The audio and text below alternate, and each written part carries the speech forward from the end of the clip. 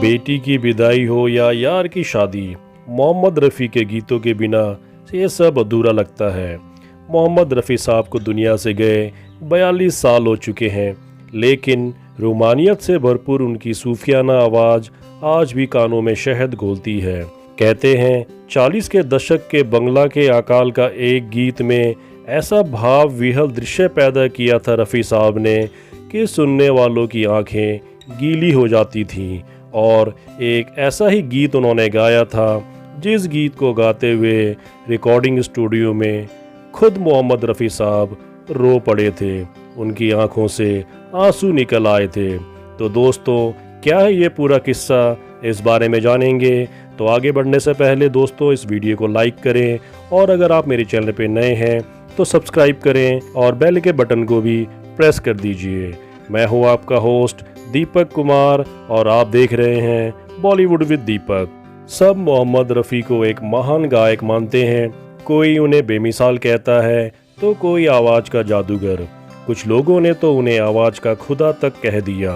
मोहम्मद रफ़ी ऐसी आवाज़ के मालिक थे जो सदियों में कभी कभार ही पैदा होती है। भारतीय समाज में कई अवसर ऐसे होते हैं जिन्हें फिल्मी गीतों के ज़रिए साल दर साल यादगार बनाया जाता रहा है। हिंदी फिल्मों में ऐसे इकलौते गायक मोहम्मद रफ़ी हैं जिनकी आवाज़ कई मौक़ों को बरसों बरस यादगार बनाती रही है। याद कीजिए उनका गाया गीत बाबुल की दुआएं लेती जा, जा तुझको सुखी संसार मिले। कई दशक तक घर घर में बेटी की विदाई के समय ये गीत जरूर बजता था। इसी तरह दूल्हे के घर पर इस गीत के साथ बारात शुरू होती थी। आज मेरे यार की शादी है।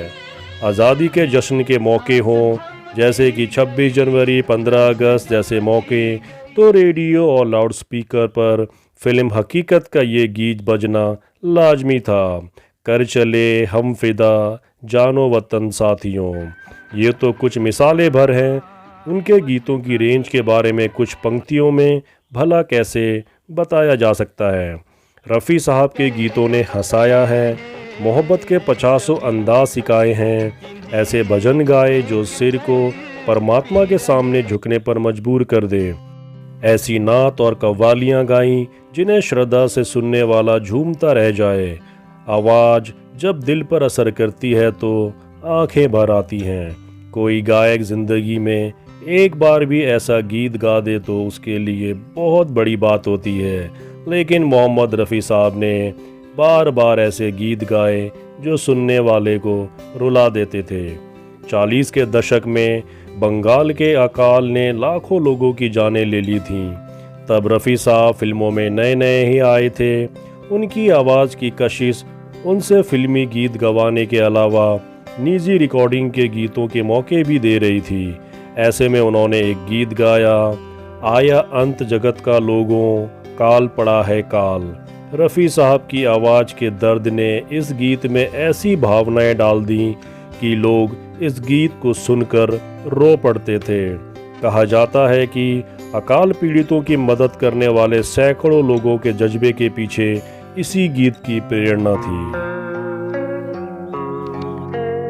जब रफ़ी साहब बाबुल की दुआएं लेती जा, जा तुझको सुखी संसार मिले, इस गीत की रिकॉर्डिंग कर रहे थे तो वो भावुक हो गए। रफ़ी साहब रो ही पड़े थे इस गीत को गाते समय। उस समय रिकॉर्डिंग करते समय सबको लगा कि शायद गीत ही ऐसा है कि रफ़ी साहब उस गीत की भावनाओं में बह गए और इसीलिए वो रो रहे हैं। दरअसल बात ये थी कि कुछ दिनों पहले ही रफ़ी साहब की बेटी का निकाह हुआ था, तो उन्हें इस गीत में अपनी बेटी दिख रही थी। इसलिए रफ़ी साहब अपने आंसुओं को नहीं रोक सके।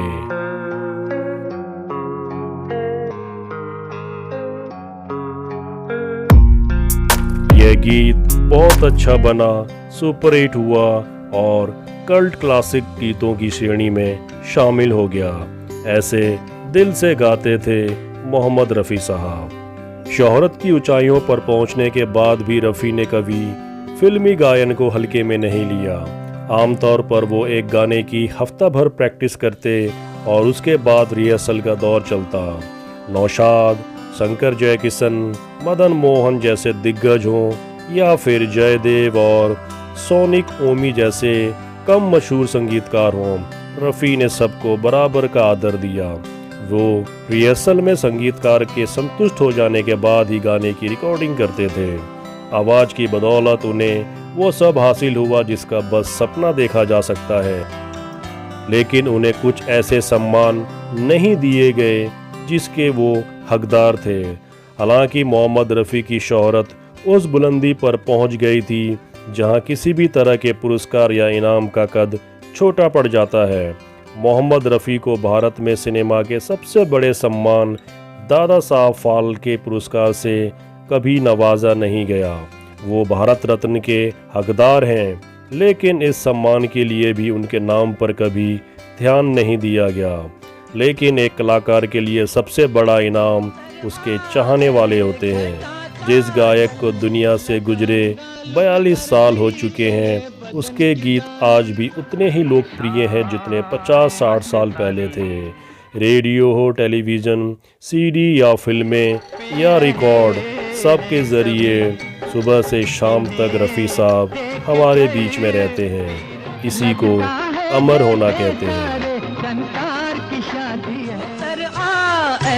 घटा काजल लगा इन, किसको सुनाऊं हाल दिले बेकरार का, बुझ प्यार पे मैं लुट गया, मान के दिल का कहा।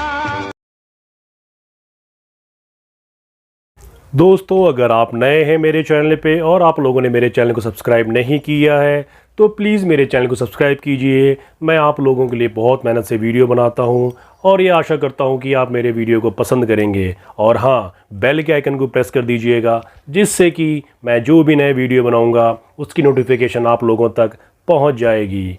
आप देख रहे थे बॉलीवुड विद दीपक। खुश रहें, सलामत रहें, टेक केयर दोस्तों।